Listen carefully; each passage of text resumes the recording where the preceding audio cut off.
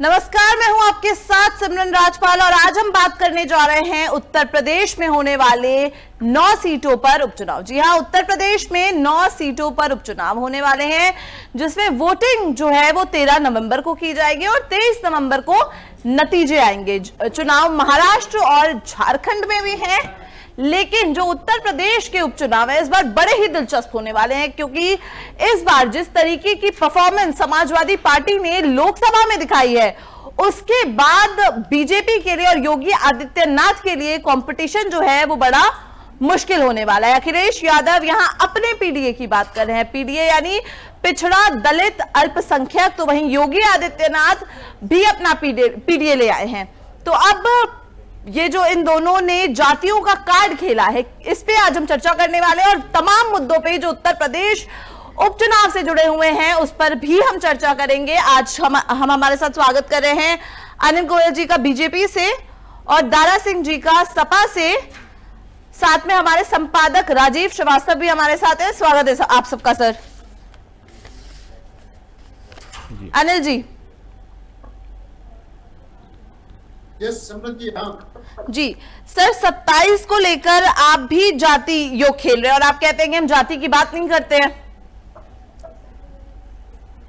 इसमें जाति की बात क्या हो रही है, बताओ ना, कहां ठीक है सर, मैं आपको आंकड़े भी सुना देती हूँ। आपका जो है उसमें आपने 9 सीटों में से 5 सीटें आपने पिछड़ों को दी है, जिसमें यादव, कुर्मी, पाल, निषाद और मौर्य हैं। दलितों को आपने 1 सीट दी है, जिसमें वाल्मीकि हैं। अगड़ों को आपने 3 सीटें दी हैं, जिसमें ठाकुर और ब्राह्मण है। तो ये बड़ा स्ट्रैटेजिकली प्लान लग रहा है सर। सिमरन जी, आप एक बात बताओ, क्या पिछड़ों को आगे नहीं आना चाहिए? बिल्कुल आना चाहिए सर। बस मैं आपसे सवाल कर रही हूँ कि क्या आप कार्ड खेल रहे हैं जाति वाला या नहीं, बस मैं ये पूछ रही हूँ। नहीं, जाति वाला नहीं है। हमने तो योग्य उम्मीदवार जो है, जो उम्मीदवार जीत सकते हैं, उन सबको ध्यान में रखते हुए वोट टिकट दिए हैं। और निश्चित तौर पर ये एक बात तो स्पष्ट दर्शाता है कि ये जो हमारे विपक्षी दल है ना जी, ये कहते हैं पिछड़ों के विरोधी है, दलितों के विरोधी है, ये दिखाता है कि सबसे ज्यादा सम्मान हमारे यहाँ पिछड़ों को ही है, सबसे ज्यादा सम्मान हमारे दलितों को ही है, सबसे अधिक को सम्मान कर रहे हैं भारतीय जनता पार्टी को है। जो पिछड़ों की दलितों की बात करते हैं, तो पिछड़ों और दलितों के वोट लेना चाहते हैं, वो उनको नेतृत्व देना नहीं चाहते, वो उनको सत्ता में भागीदारी नहीं करना चाहते। और हम निश्चित तौर पर देश के हर समाज को साथ में लेकर के चलने की बात करते हैं और सबको सहभागिता देना चाहते हैं। और हमारे देश में जो कांग्रेस के प्रशासन की वजह से लोग पिछड़े रह गए, पिछड़ों को अगड़े बनाने में लगे हुए, उनको आगे बढ़ाने में लगे हुए, उनको सत्ता में भागीदारी देने की बात कर रहे हैं। तो इसलिए हम तो सबको आगे बढ़ाने की बात कर रहे हैं, हम कोई राजनीतिक समीकरण नहीं साध रहे, ठीक है, वोटों की बात नहीं कर रहे, हम लोगों को जातियों में नहीं बांट रहे, हम लोगों को धर्म में नहीं बांट रहे। अब इनका पीडीए पिछड़ा दलित और अल्पसंख्यक, अगर बाकी सबको भी उनको छूट गया। आप ये जो पार्टी केंद्र में सत्ता में रही है, जो पार्टी उत्तर प्रदेश के अंदर सत्ता में रही है, जो पार्टी इंडिया गठबंधन की महत्वपूर्ण भूमिका है, इंडिया गठबंधन, अगर वही देश को बांटने की बात करेगी जी, वही तो उसके अंदर क्या मैसेज जाएगा जी। और मैं एक बात और कहना चाहता हूँ, इनका मतलब सिर्फ और सिर्फ सत्ता पाना है, इनका मतलब यूपी की सेवा करना नहीं है, इनका मतलब देश की सेवा करना नहीं है। साम दाम दंड भेद करके, झूठ सच बोल करके, लोगों में भ्रम पैदा करके, लोगों को आपस में लड़ा करके, अपने वोट बैंकों की साजिश करके हम किसी भी तरीके से सत्ता में हैं। तो ये साफ स्पष्ट दिखाई दे रहा है। ये करते हैं जातिवाद की बात, ये करते हैं धर्म की बात, ये करते हैं। ठीक है, दारा सिंह जी वो आप पर ही उल्टा इल्जाम लगा रहे हैं कि आप जाति और धर्म में लोगों को बांटते हैं। आपका जवाब?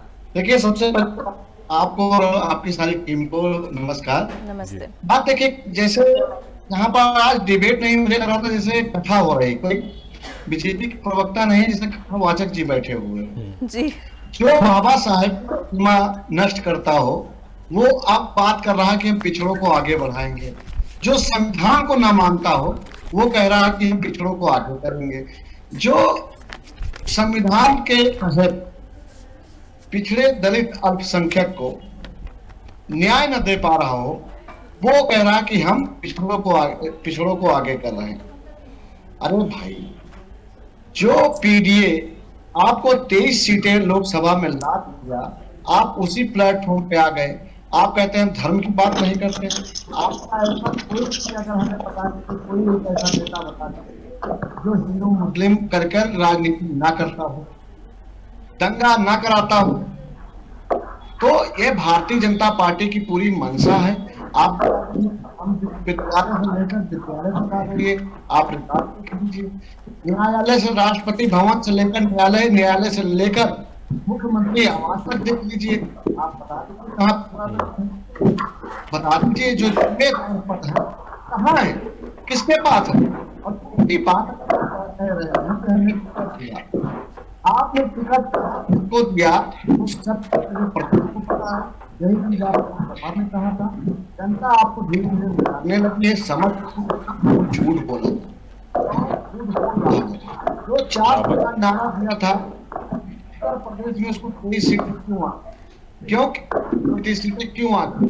क्योंकि आपके ही प्रत्याशी रहे अयोध्या के, उन्होंने कहा था। ठीक है सर। राजीव जी, दोनों पार्टियां, राजीव जी से मेरा सवाल है, राजीव जी, दोनों पार्टियां एक दूसरे पर हमेशा से आरोप लगाती हैं कि हम ये नहीं कर रहे, हम वो नहीं कर रहे हैं, लेकिन अभी तक जो सामने आ रहा है वो ये है कि पीडीए के उस पे इन्होंने सीटों का बंटवारा किया है। इसमें अब इनकी क्या सोच थी वो तो पार्टियों को ही आपस में पता होगा, लेकिन आपका इस पर क्या कहना है? देखिए, पीडीए की अगर बात करें तो समाजवादी पार्टी तो हमेशा पीडीए की बात करती है, लेकिन जिस तरह से बीजेपी ने भी सीटों का बंटवारा किया है उसमें भी कहीं ना कहीं पीडीए का असर दिखाई दे रहा है। उन्होंने भी जातीय समीकरणों को साधा, भले ही हमारे साथ जो अनिल जी हैं वो इस बात को माने ना माने, लेकिन बहुत सोच समझ के ये फैसला लिया गया है कि कहाँ किसको सीट देनी, क्योंकि सीट अगर समाजवादी पार्टी ने अपनी लिस्ट जारी की थी तो उसने जिस आधार पर अपने कैंडिडेट्स को चुना, तो कुछ उसी आधार पर कुछ समीकरण को देखते हुए, जातीय समीकरणों को देखते हुए ये बीजेपी के बाद बीजेपी ने भी अपने उम्मीदवार उतारे हैं समाजवादी पार्टी के बाद। तो निश्चित तौर पर हम ये कह सकते हैं कि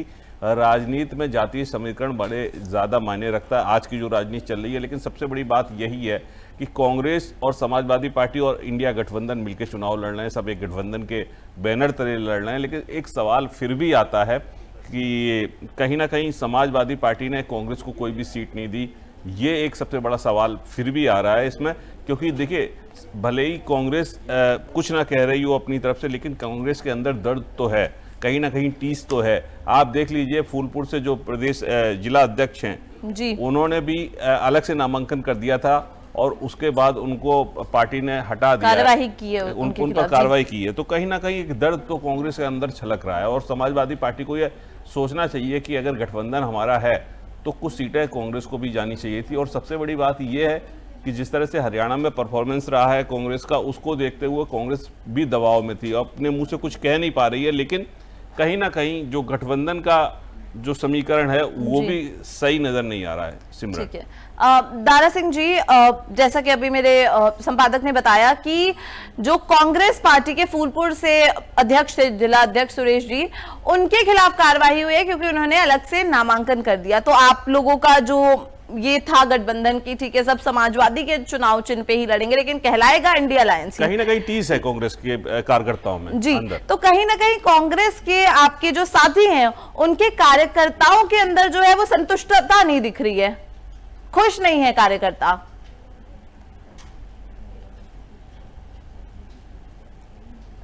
सुरेश जी आपकी सॉरी दारा सिंह जी आपकी आवाज नहीं आ रही है।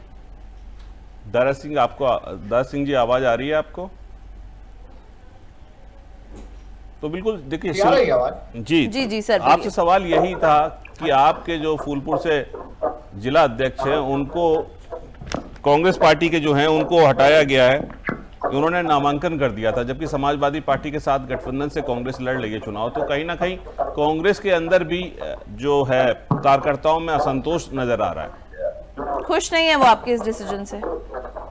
नहीं देख सर, मेरा कि जैसे मेरे कुछ विचार होते हैं, मेरी पार्टी के कुछ कानून होते हैं, इसी तरह कांग्रेस के भी कोई कानून है, नियम है, विचार है।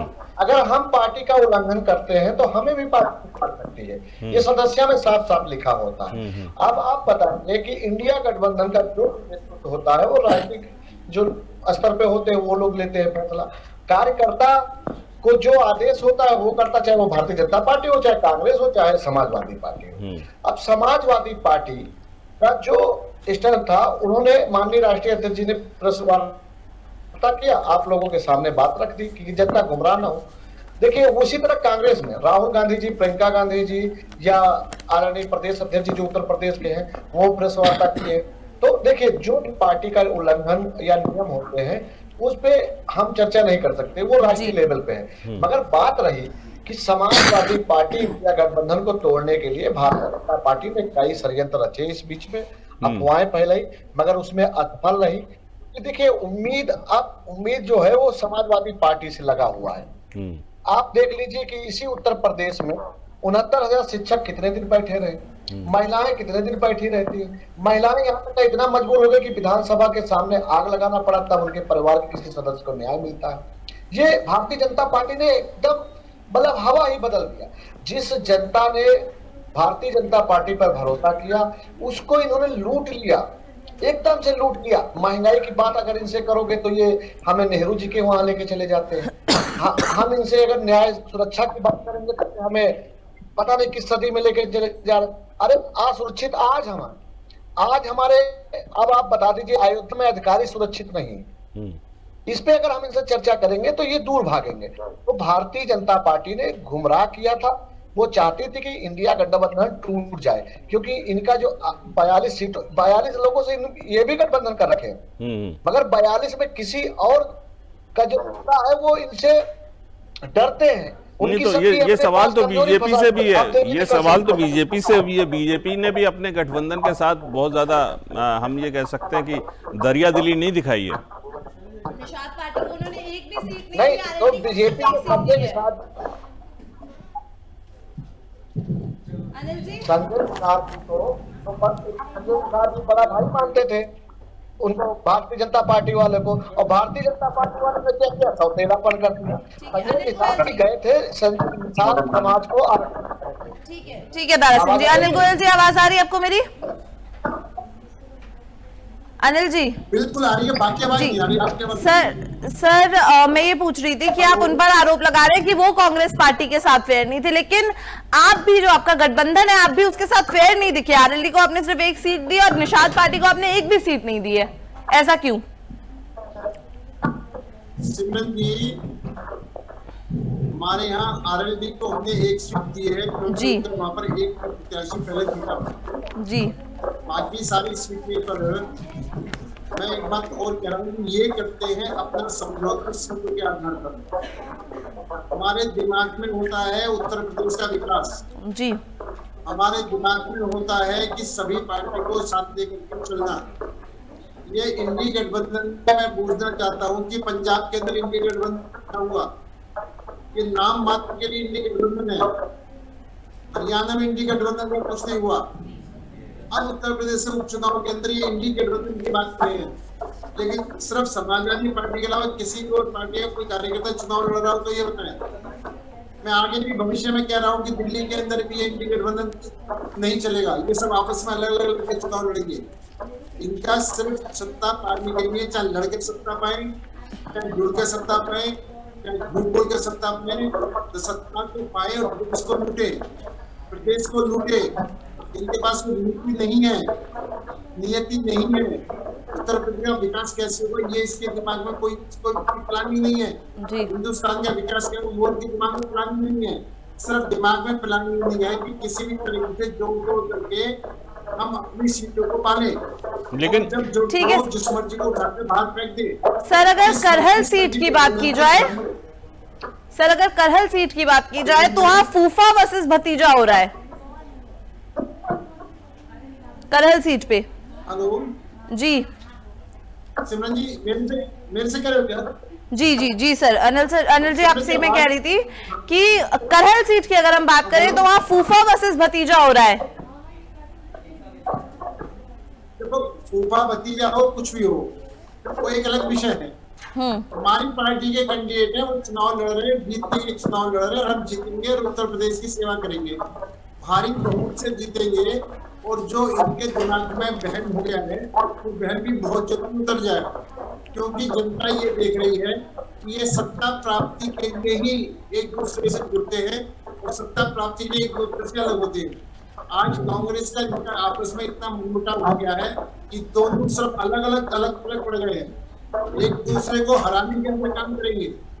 और आज ये दूसरा आगे और बता देता हूँ, तो महाराष्ट्र के अंदर कांग्रेस सबसे बड़ी पार्टी है, वहां की कांग्रेस को धूल की खानी पड़ गई, तीनों बराबर समझौते करते हैं। समाजवादी पार्टी को हरियाणा में से एक सीट नहीं दी, तो जब समाजवादी पार्टी को हरियाणा में कांग्रेस से एक सीट नहीं दी तो समाजवादी पार्टी उसका बदला उतारा। ये एक दूसरे को बदले की भावना से काम कर रहे बिल्कुल। हैं। चलिए यही सवाल, बड़ा सवाल है ये। साथी है।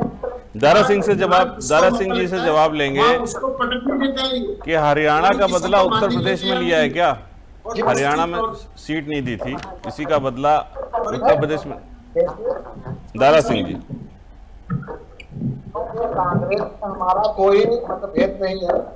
कांग्रेस ने भी अपना बड़ा दिल दिखाया, समाजवादी ने अपना बड़ा दिल दिखाया। लेकिन हरियाणा में तो ऐसा ही हुआ था, हरियाणा में भी सीट नहीं दी थी। कांग्रेस को दिल्ली में सीटें यूपी में क्यों नहीं दी? आपने उत्तर प्रदेश में कांग्रेस देखिए, क्यों नहीं दी? कांग्रेस ने तो हरियाणा सीट क्यों नहीं दी?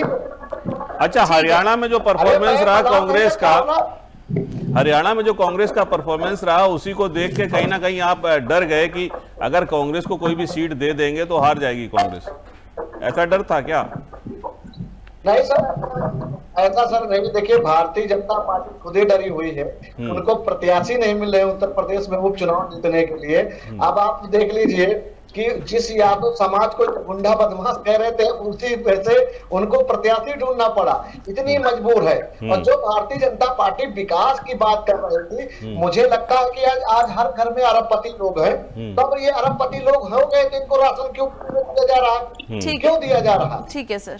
सर रतन तिवारी जी भी हमारे साथ जुड़ चुके हैं। अब रतन तिवारी जी, बहुत बहुत स्वागत है आपका। सर, आपके जो प्रदेश अध्यक्ष है अजय राय जी, वो तो कह रहे थे कि हमारी तैयारी 10 की 10 सीटों पर है, लेकिन हाथ में तो आपके एक भी सीट नहीं आई, 0।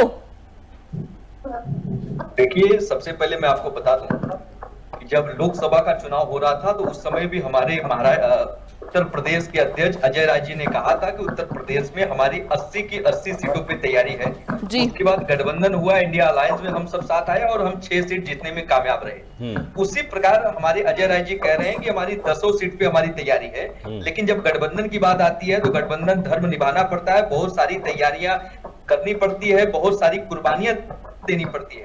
और आपको मैं क्या याद दिला दूं कि जब इंडिया अलायंस की पहली मीटिंग हो रही थी पटना जी, उस समय भी ने खुले तौर पे स्पष्ट कर दिया था कि हम हर कुर्बानी देने के लिए तैयार हैं।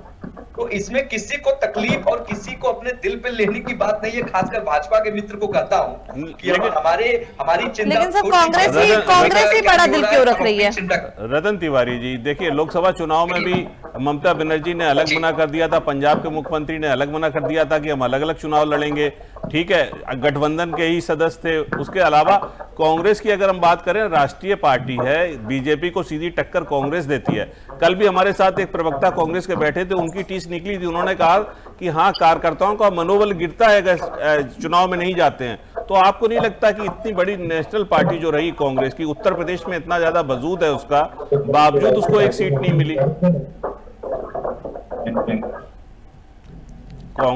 कांग्रेस का वजूद है। अब कौन क्या कह रहा था, कौन क्या नहीं कर रहा था, नहीं, मैं तो नहीं जाऊंगा। आप ये बताइए। कहूंगा। अच्छा, चलिए, आप ये बताइए, फूलपुर से जो आपके प्रदेश जिला अध्यक्ष हैं, उनको हटाया गया, उन्होंने नामांकन कर दिया था, जबकि कांग्रेस को नामांकन नहीं करना था। तो कहीं ना कहीं कार्यकर्ताओं का जो असंतोष है वो जाहिर हो रहा है ना? नहीं, कोई असंतोष नहीं। हमारे यहाँ सब कुछ बढ़िया चल रहा है, सब बढ़िया चल रहा है। हम सब मिलके चुनाव मैदान में जा रहे हैं और भारतीय जनता पार्टी को नस्त नाबूद कर देंगे। तो पश्चिम बंगाल में हमारा गणित जो था, हमारा गणित कामयाब रहा। पश्चिम बंगाल में हमने भाजपा को बहुत पीछे छोड़ा, महाराष्ट्र में हम बहुत पीछे छोड़ दिए, और उत्तर प्रदेश में हमने कहां उनको पहुंचा दिया आप भी जानते हैं। तो महाराष्ट्र में भी हमारे मित्र कह रहे थे कि इतनी बड़ी पार्टी होने के बाद भी इक्वल सीट दे रहे हैं। अरे महाराष्ट्र में सर, लेकिन फूलपुर के जो आपके जिला अध्यक्ष है उनके खिलाफ आपने कार्रवाई क्यों की, अगर पूरी कांग्रेस पार्टी आपके हिसाब से खुश है? सुरेश यादव जी के खिलाफ आपने कार्रवाई क्यों की? कोई अनुशासनहीनता करेगा, अगर कोई पार्टी के विरोध में काम करेगा तो उसके ऊपर कार्रवाई तो की जाएगी ना। अगर आप अनुशासन तोड़ेंगे, अगर आप पार्टी विरुद्ध कोई काम करेंगे तो पार्टी तो कार्रवाई करेगी। तो वही तो सर हमारा सवाल है ना कि आपके जो कार्यकर्ता है वो इस आपके फैसले से खुश नहीं नजर आ रहे हैं। नहीं, देखिए, मैं कहता हूं कि सबको तो हम खुश नहीं कर सकते ना सर, अपनी पार्टी को ही खुश नहीं कर सकते आप। हम आपके कार्यकर्ताओं की बात कर सकते। नहीं, हम सबको नहीं खुश कर सकते। कोई कार्यकर्ता नाराज होता है, उसे समझाते हैं, जब वो जिद पकड़ लेता है तो पार्टी के हिसाब से उसके ऊपर एक्शन लेना पड़ता है, वो हमारी नैतिक जिम्मेदारी हो जाती है। ठीक है, राजीव जी। बिल्कुल, देखिए सबसे बड़ी बात यही है कि कहीं ना कहीं कांग्रेस के जो और भी हमारे साथ जो कार्यकर्ता प्रवक्ता रहे हैं, कल की डिबेट में भी हम लोग बात कर रहे थे, तो उनका कहना यही है सिमरन की कहीं ना कहीं अगर कार्यकर्ता खड़ा नहीं होता है, चुनाव में हम नहीं जाते, पार्टी नहीं जाती, तो कार्यकर्ताओं का मनोबल गिरता है। तो मेरा मानना तो यही है कि नेशनल पार्टी है कांग्रेस, हमेशा बीजेपी की टक्कर की अगर हम बात करें तो कांग्रेस ने टक्कर दी, और उत्तर प्रदेश की अगर हम बात करें तो कांग्रेस का अपना वजूद है उत्तर प्रदेश में, और ऐसे में अगर कांग्रेस को सीट नहीं मिलती है, गठबंधन के तहत नहीं मिलती है, तो कांग्रेस को कहना चाहिए।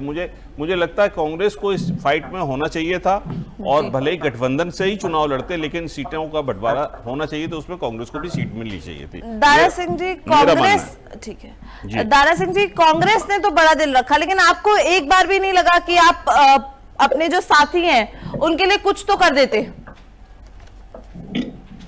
कुछ तो कोई सीट तो उन्हें देते? फूलपुर वो खास तौर पर चाह रहे थे। देखिए, जो मैंने बताया कि जो राष्ट्रीय नेतृत्व आदरणीय राहुल जी और जो आदरणीय अखिलेश यादव जी में जो बात हुई है, हम लोग उसी को अमल कर सकते। और बात रही जो अभी आप बार बार कह रहे थे कार्यकर्ता, वो कार्यकर्ता ही क्या, जो अपने नेता के फैसले में हाँ न कर, उसके विरुद्ध जाए।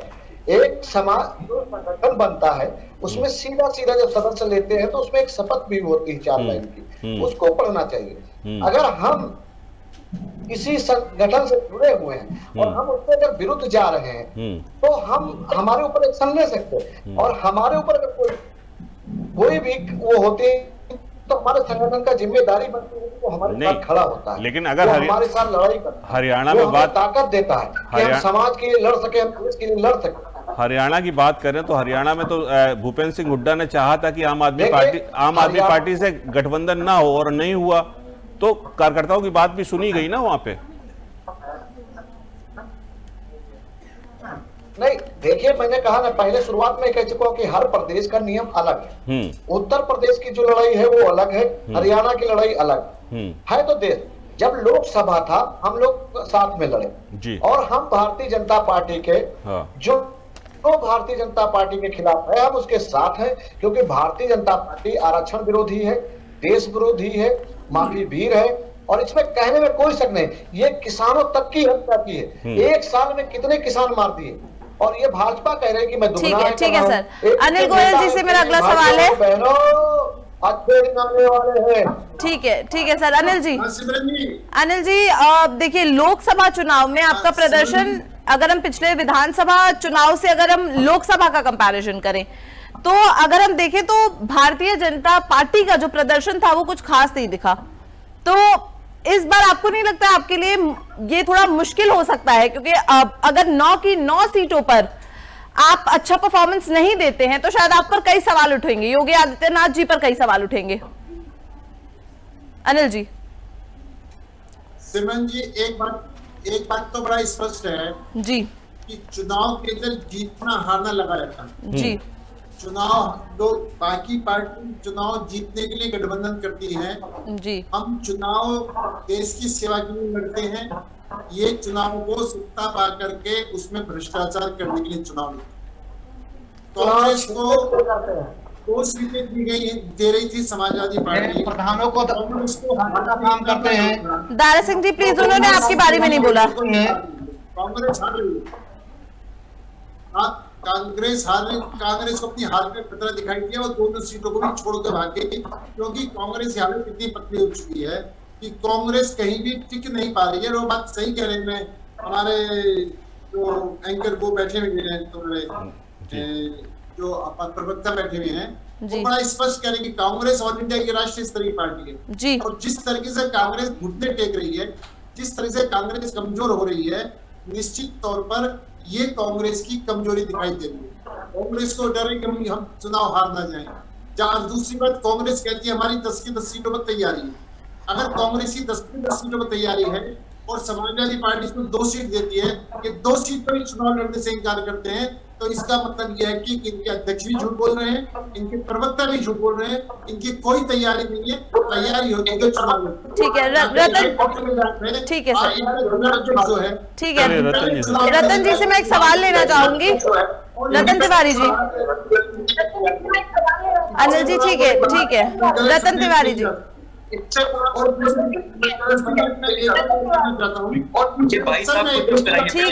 है सर, प्लीज रतन जी से मुझे एक सवाल ले लेने दीजिए। अनिल जी प्लीज रतन जी से हमें एक सवाल ले लेने दीजिए। पहले भाजपा के प्रवक्ता को चुप कराइए। सर वही मैं कर रही हूँ। Anil ji please, Anil ji please. ठीक है सर, मैं उनसे सवाल ले रही हूँ। अनिल जी प्लीज, अनिल जी मुझे रतन जी से एक सवाल ले लेने दीजिए। अनिल जी जी जल्दी।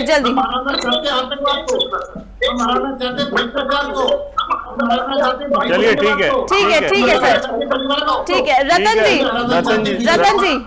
2022 के विधानसभा चुनाव में कांग्रेस पार्टी का जो प्रदर्शन था बेहद निराशाजनक था। ठीक है, तो क्या ये भी एक कारण है कि आप लोग शायद समाजवादी पार्टी के सामने अपना स्टैंड सीधे तरीके से नहीं रख पाए?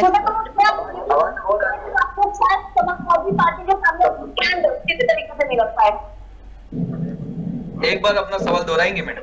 ठीक है सर, मेरा सवाल ये है कि 2022 के विधानसभा चुनाव में कांग्रेस पार्टी का जो प्रदर्शन था बेहद निराशाजनक था, तो क्या ये भी एक कारण है कि आप लोग समाजवादी के सामने अपना पक्ष नहीं रख पाए कि नहीं भाई आप अपनी बात पर डटे नहीं रह पाए, कि आपका ऑलरेडी पिछला परफॉर्मेंस ही इतना खराब रहा था, सिर्फ 2 सीटें।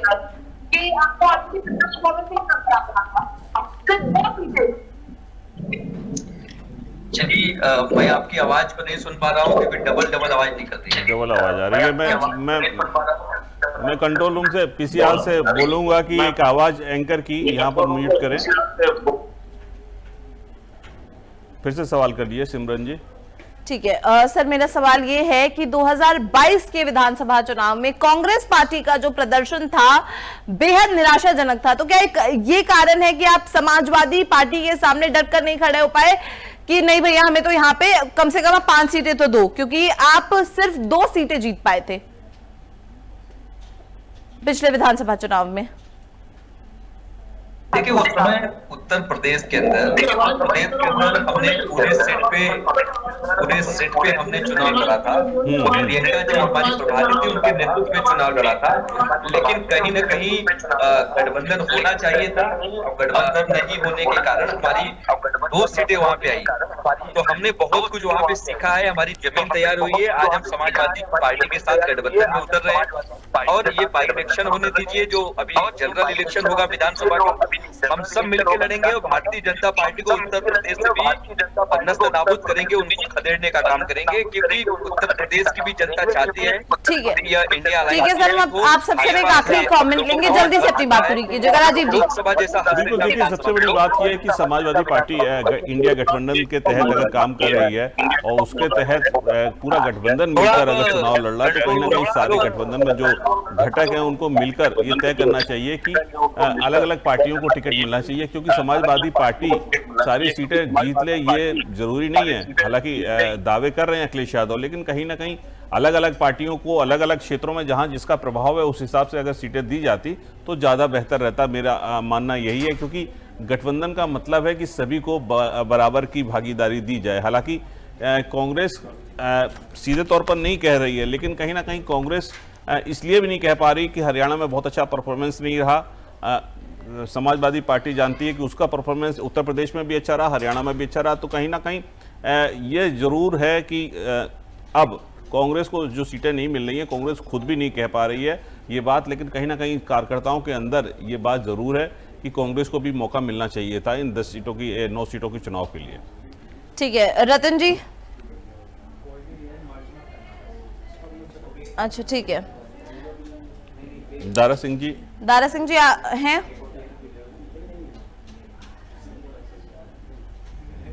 आ जा रही जी दारा सिंह जी, एक आखिरी कमेंट। देखिए, भारतीय जनता पार्टी से मैं यही कहना चाहता हूं कि आप लोगों ने इतना झूठ बोला, गुमराह किया, अभी भी वक्त है, अपने पर्चे वापस ले लो, हार मान लो। क्योंकि जनता जो है पिछड़ा दलित अल्पसंख्यक, ज्यादा दिन उसको कोई बेवकूफ नहीं बना सकता। आप लोगों ने जितना बना पाए बना लिए। आप पिछड़ा दलित जो पीडीए है वो आप लोगों को उत्तर प्रदेश से पूरी तरह से खदेड़ेगी। इस चुनाव से सरकार तो नहीं बदलेगी, मगर ये 27 का पैगाम होगा कि उत्तर प्रदेश के पहली बार ऐसा होगा कि जो उत्तर प्रदेश में एक बंधुआ। ठीक है, अनिल गोयल जी हैं हमारे साथ। रतन तिवारी जी, और ये आवाज आ रही है लेकिन ठीक है अनिल जी, एक आखिरी कमेंट। ठीक है अनिल जी, एक आखिरी कमेंट हम आपसे लेना चाहेंगे। सवाल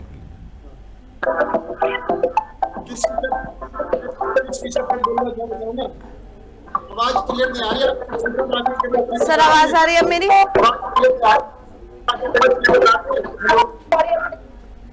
सिमरन जी, मैं तो सिर्फ एक बात जानता हूँ, ये इंडी गठबंधन सिर्फ मतलबी गठबंधन है, इसे उत्तर प्रदेश के विकास से कोई मतलब नहीं है, इसको भारत के विकास से कोई मतलब नहीं है। सिर्फ अपनी पार्टियों का हित, अपने व्यक्ति विशेष का हित से मतलब है। और निश्चित तौर पर इन पार्टियों में व्यक्ति महत्वाकांक्षा इतनी है कि राहुल गांधी खुद कह रहे थे कि चुनाव के अंदर कांग्रेस के हरियाणा चुनाव में कांग्रेस से अधिक कांग्रेस के कार्यकर्ताओं ने अपना हित देखा। कांग्रेस के अंदर, समाजवादी पार्टी के अंदर है पहले अपना हित, फिर पार्टी हित, फिर राष्ट्र हित, जबकि भारतीय जनता पार्टी कहती है पहले राष्ट्र हित, फिर पार्टी हित और अपना हित सबसे बाद में।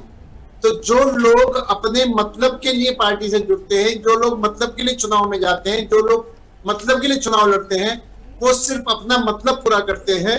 उनको उत्तर प्रदेश के देश के विकास से कोई मतलब नहीं है, सभी जातियों को साथ लेने से कोई मतलब नहीं है। सिर्फ झूठ सच बोल करके अपने वोट हासिल करना और सत्ता पर बैठ करके देश को और स्टेट को लूटना, ये उनका एकमात्र उद्देश्य होता है। ठीक है, आप सबका बहुत बहुत धन्यवाद हमारे साथ जुड़ने के लिए।